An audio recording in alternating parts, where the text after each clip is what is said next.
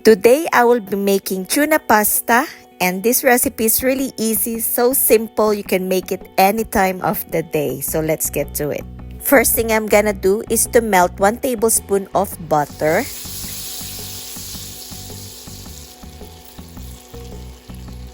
Then add 1 tablespoon of olive oil.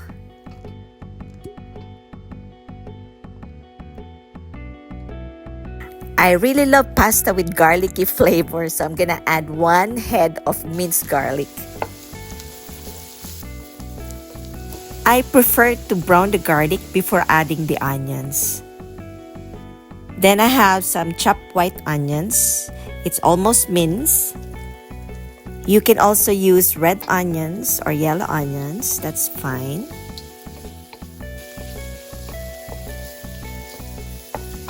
Next, we're gonna add 2 medium-sized diced carrots.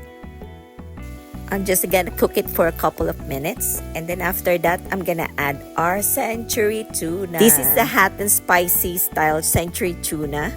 But of course, you can use any brand and any flavor like original or plain tuna that you prefer. So that can is 4.9 ounce, 140 grams. Then I have around half teaspoon of our fish sauce, a dash of salt, and a teaspoon of ground black pepper.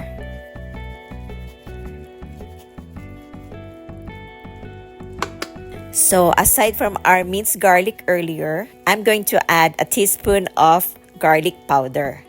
Then we have spicy chili, which is totally optional. So I'm going to add 2 tablespoons of spicy chili.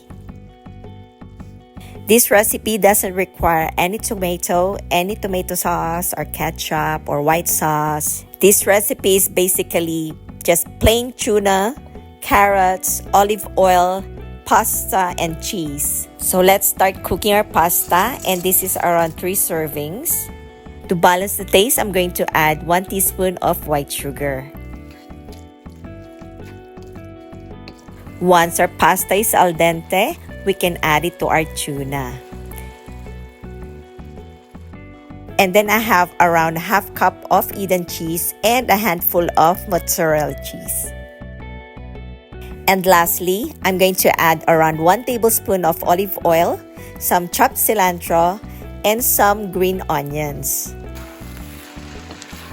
Make sure that you mix it well and serve while it's hot. This tuna pasta is really tasty. It's really delicious, and you should give this a try.